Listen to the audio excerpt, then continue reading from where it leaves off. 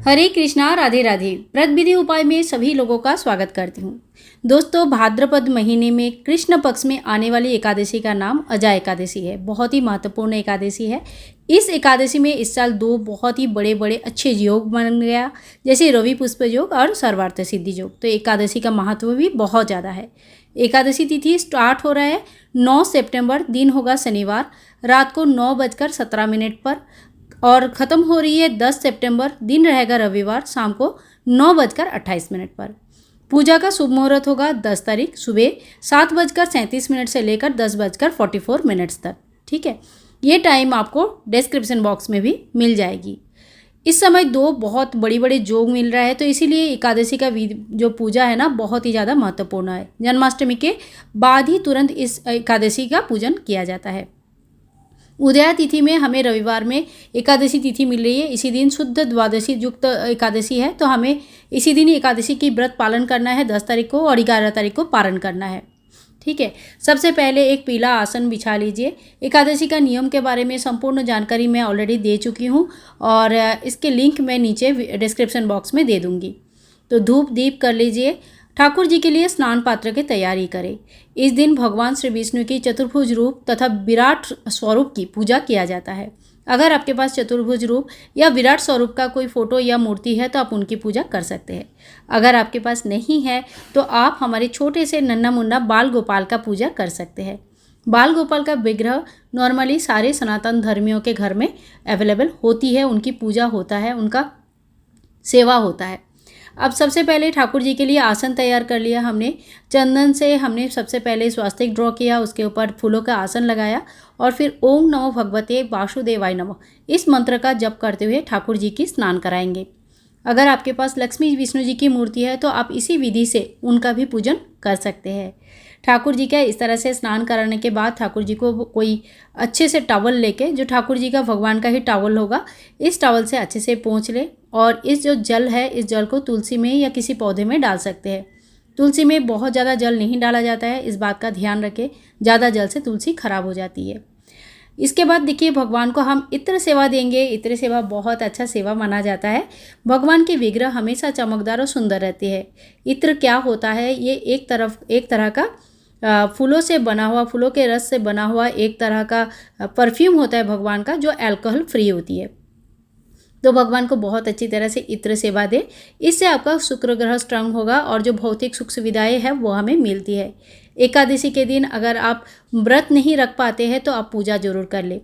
एकादशी का पूजा भी जो करते हैं वो बहुत ही पुण्य फलदायी होती है। इस दिन जितना हो सके सात्विक खाना खाइए। अगर आप व्रत नहीं रख रहे, अगर आप व्रत रख रहे हैं तो आप उपवास करके या निर्जला रख के भी इस व्रत को कर सकते हैं। इसके बाद देखिए, हमने ठाकुर जी को बढ़िया पोशाक पहना दिया। अगर आपके पास येलो ड्रेस है तो आप इस दिन येलो ड्रेस भी पहना सकते हैं।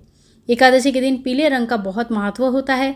आप चाहे तो इस दिन पीला रंग व्यवहार कर सकते हैं। माता तुलसी की इस दिन विधिवत पूजा की जाती है। तो माता तुलसी को इस दिन आप घी का एक दीपक सुबह और शाम को जरूर दिखाए, फूल चढ़ाए, धूप धुना दिखाए।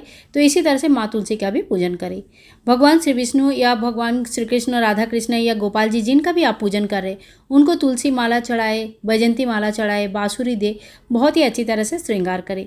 अगर आप पीला फूल के माला लेके आए हैं तो पीला फूल का माला भी जरूर चढ़ाए। इस दिन पीला रंग का बहुत ज़्यादा महत्व होता है, तो आप पीला फूल, पीला फल का व्यवहार ज़्यादा से ज़्यादा करें। पीला आसन यूज़ करें, और हो सके तो खुद भी पीले कलर का ड्रेस पहने। इससे गुरु ग्रह बहुत ज़्यादा स्ट्रॉन्ग होता है। ठीक है, गुरु ग्रह जो होता है ना, समस्त ग्रह को मेंटेन कर सकते हैं। समस्त ग्रह का गुरु है वो, और जहाँ गुरु खुश हो जाते हैं वहाँ सब लोग खुश रहते हैं। और गुरु का आशीर्वाद जहाँ पे होता है वहाँ पे आपका हर भौतिक सुख सुविधा, हर चीज़ बनने लगती है, हर चीज़ आपको मिलने लगती है। तो कोशिश करें अपना गुरु ग्रह को स्ट्रॉन्ग करने के लिए। इसके बाद देखिए, ठाकुर जी को आप धूप दिखा दीजिए, दीप दिखा दीजिए, आरती कर लीजिए, और आरती करने के बाद ठाकुर जी को हम भोग लगाएंगे। तो भोग में आप फलों का भोग लगा सकते हैं। देखिए, अभी तक छठी नहीं आती है तो बहुत जगह पे अन्न का भोग नहीं लगाया जाता। तो अन्न तो मतलब चावल तो वैसे भी एकादशी के दिन नहीं लगानी है आपको। तो बहुत लोग जो है ना, इस टाइम पे खीर, पूरी इत्यादि भी भोग नहीं लगाते, किसी भी प्रकार का खाने का भोग नहीं लगाते। तो उसके जगह पे ड्राई फ्रूट्स, दूध, दही, मक्खन इत्यादि भोग लगाते हैं।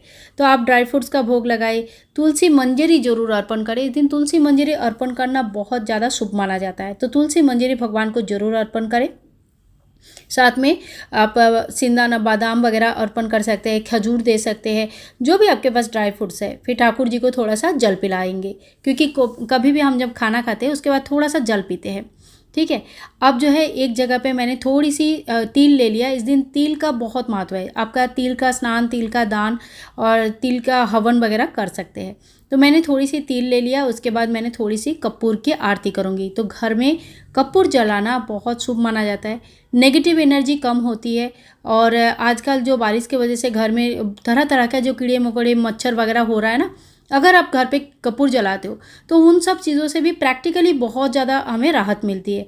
तो कपूर जलाना खाली आध्यात्मिक नहीं, जब कुछ प्रैक्टिकल लाइफ में भी हमारा ये बहुत ज़्यादा फायदे देती है, ठीक है। तो इसी तरह से हमें ठाकुर जी की पूजा करनी है। कपूर जलाने के बाद आरती कर लेंगे भगवान का बढ़िया तरीके से। जब आरती सब हो जाता है तो थोड़ी सी जल लेके जल की हम आचमन कर लेंगे। जल की आचमन कैसे करते हैं, एक पात्र लीजिए, उसमें थोड़ी सी जल लीजिए और चम्मच से भगवान के ऊपर से गोल करके 3 बार जल को घुमा के किसी एक दूसरे पात्र में आप जमा कर लीजिए। उस जल को, थोड़ी सी जल होता है, उस जल को आप किसी भी पौधे में डाल सकते हैं। तो इस तरह से जल का अर्घ्य देना या आचमन करना हो जाता है। आरती के बाद ये हमें जरूर कर लेनी चाहिए। वीडियो में भी मैंने आपको दिखाया कि किस तरह से करना चाहिए, ठीक है। विष्णु सहस्त्र नाम का पूजन इस दिन जरूर करें। पारण का समय रहेगा 11 सितंबर 2023 सुबह 6:04 से लेकर सुबह 8:33 तक, ठीक है।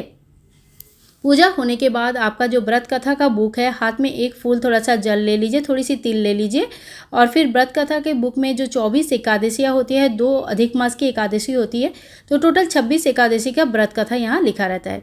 व्रत कथा हमेशा पढ़नी चाहिए। जब पढ़ेंगे घर के सभी लोग अगर सुनते हैं तो ये बहुत अच्छा माना जाता है। घर के मेंबर के बीच में एक अच्छा रिलेशनशिप, स्ट्रॉन्ग रिलेशनशिप रहते हैं और ये घर के ओवरऑल एक पॉजिटिविटी को क्रिएट करता है।